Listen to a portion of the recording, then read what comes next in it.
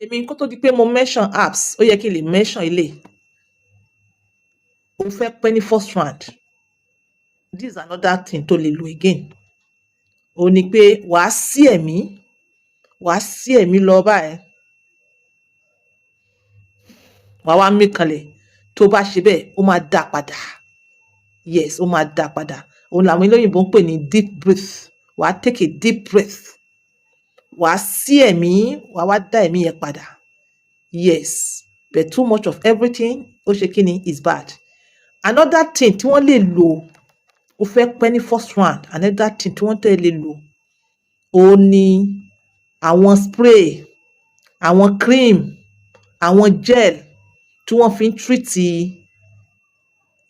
àìsàn tá à ń pè ní premature ejaculation pé mò ń tètè wá ẹ lè lò yẹn náà ṣùgbọ́n mo fẹ́ sọ kinní kan lórí ṣùgbọ́n yìí but màá sọ ni màá kàn báyìí pẹ̀lú ọ̀rọ̀ tí mo fẹ́ sọ ń sìn too much of everything is bad gel o cream o spray yes ìwádìí jẹ́ ká mọ̀ pé wọ́n ti ṣiṣẹ́ in the past bẹ́ẹ̀ tó bá pọ̀ jù kọ́ ìwádìí jẹ́ ká mọ̀ pé ó cause lot of issues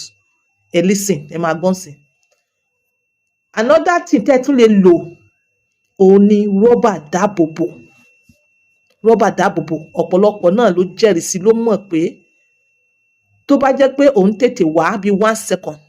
tó bá lo rọ́bà dáàbòbò ó lè sún ẹ dé 2 seconds tó bá jẹ́ pé 1 minute ló ń lò ó lè sún ẹ dé 2 minutes ní rọ́bà dáàbòbò nítorí pé kí ni rọ́bà dáàbòbò ó máa ń pa adùn ó máa ń pa adùn tó wà níbẹ̀ ọ̀pọ̀lọpọ̀ náà dẹ̀ máa ń sọ rọ́bà dáàbòbò kò dàbí pé ká sọ wípé natural ó ní different taste ó ní different texture bẹ́ẹ̀ tẹ́ bá ti wọ rọ́bà dáàbòbò yẹn ó máa yọ gbogbo yẹn kúrò níbẹ̀ ó máa fi kill sensitivity tó wà lórí nǹkan ọmọkùnrin yẹn òun ló fi máa wá jẹ́ kó pẹ́ but there's one only nǹkan tí mo fẹ́ sọ níbi the last one tí mo mention before this one ṣó yẹ yín wọ́n share common thing ṣé ẹ rí gbogbo àwọn jẹ́ẹ̀lì kírìmù spray yẹn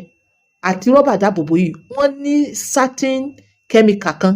tí wọ́n máa ń fi sí tí wọ́n dẹ̀ fi kóòtì rọ́bà dáàbòbò yìí lórí rọ́bà dáàbòbò ìwádìí jẹ́ ká mọ̀ pé ó ní 10% of it tá à ń pè ní benzocaine or lidocaine chemical yìí is over the counter anesthesia tí wọ́n fi ń take a kind of pains bóyá lára àbí ní eyín you understand wọ́n lò ní even nígbà míì lórí procedure míì so that pains yẹn ẹ ní feel it almost immediately kí ló wá ní chemical yìí kí ló ń ṣe lórí à ń treat erectile dysfunction à ń treat premature ejaculation òun ni pé ó máa ń disengage sweetness ó máa ń kill sensitivities tẹ bá fi bí o bá wọ̀ àbí bóyá kẹ bá spray lórí nǹkan ọmọkùnrin yín you understand ó máa kill sweetness yes ó máa ń decrease sensitivities tó wà lórí nerves tó wà lórí okó ó máa ń kill ẹ̀ so nǹkan tó ń ṣe nìyẹn either èyí tó wà lára condom èyí tó wà lára rọ́bà dáàbòbò àbí èyí tó wà lára gbogbo àwọn cream àti gel yẹn so nítorí pé ó fẹ́ pẹ́ tó bá wá ń lo àwọn kinní jù too much of everything nǹkan tó fẹ́ sọ nìyẹn too much of everything is bad ó lè cause any health hazards ṣé ẹ rí tí kinní bá wá pọ̀ jù tó yẹ pé ojoojúmọ́ ló ń fi ojoojúmọ́ lo spray cream gel àbí ojoojúmọ́ ló fi ń lo chemical rọ́bà dáàbòbò yìí tí kinní yẹn mí sí ẹ nínú ara ó lè pàṣẹ sí obìnrin yẹn ó máa cause numbness nǹkan ọmọkùnrin ó lè mọ́ feel anything mọ́ tó bá ti pẹ́ jù ó dẹ̀ máa transfer sára ìyàwó ẹ̀ náà tó bá ti pẹ́ jù tó ń ṣe ìgbà míì náà wàá rí pé ò tiẹ̀ gbádùn ẹ̀ mọ́ ìgbà míì náà wàá rí pé ò tiẹ̀ lè dà mọ́ because tí nǹkan bá ń dùn mọ́yàn ló máa give brain ní signal pé ó ti yẹ kó reach orgasm bẹ́ẹ̀ nígbà tí ò bá dùn mọ́ báwo ló ṣe fẹ́ release so and so on and so forth ìgbà tẹ́ bá dẹ̀ lo kíní tẹ́ bá lò ó máa cause redness ó máa cause rashes ó máa cause itching then ó tún máa wá cause èyí tí mo sọ síwájú yẹn pé ó lè cause numbness ó máa disengage feelings yẹn then redness itching rashes then ó tún wá ní a kind of health issues kan tó ní í ṣe pẹ̀lú ẹ̀jẹ̀ disorder of the blood mi ò ní lè sọ̀rọ̀ deep nínú ìyẹn bẹ́ẹ̀ máa mention so that ẹ lè lọ wádìí ẹ̀ fún ara yín but kò kí ń ṣe bí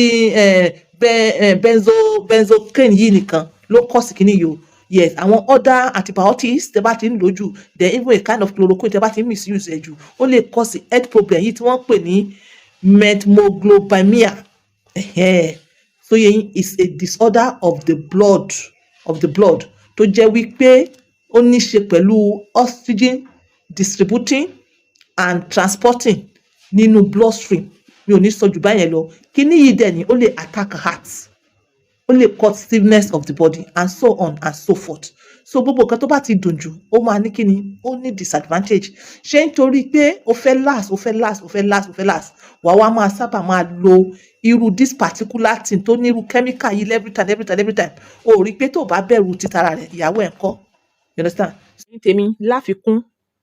it is recommended pé if at all tó bá fẹ́ lo èyí tí wọ́n máa ń spray yẹn, ṣe bẹ́ẹ̀ nìkan mọ̀ pé spray wà, because bá a ṣe ń sọ yẹn kò nígbàgbọ́. Èyí tí wọ́n máa ń spray yẹn àbí any ultimate àbí any gel tó ní nǹkan ṣe pẹ̀lú pàǹpẹ́, it is recommended that o lè lò which èmi ò advise. O lè lò ní 10 minutes before ìbálòpọ̀. O lè lò 10 minutes before ìbálòpọ̀. Tó bá ti wá kù bí few seconds sí ìbálòpọ̀ yẹn, wàá wá lọ fọ̀. At least yẹn o fi ń safeguard ìyàwó ẹ̀, then o fi ń safeguard pé kó má pẹ́ lára ìwọ náà ní àwọn tí wọ́n lace directly. So why not? Ẹ má sọ pé nítorí ajá ń polówó apps yẹn o, but the best option òun náà ni apps alálùbáríkà. Ìwọ náà o lè try apps yẹn on your own. Lórí gbogbo ìta tí ń recommend yìí, ìwọ náà lè try 1 or 2 or 3 apps on your own. Then tó bá jẹ́ pé lórí rọ́bà dáàbòbò ni, as husband and wife ẹ kọ̀ọ̀kan ẹ máa lo free in as much as o trust ara ẹ, o dẹ̀ trust ìyàwó ẹ. Gbogbo ìgbà náà kọ́ la máa lo rọ́bà dáàbòbò. Rọ́bà dáàbòbò ń pa dùn mẹ́. So ẹ̀yin ti tèmi, tó bá jùlọ síwájú tó jùlọ sẹ́yìn, o lè contact On Point by 2 fún abba alálùbáríkà. On Point Abba Remedy. Bye for now.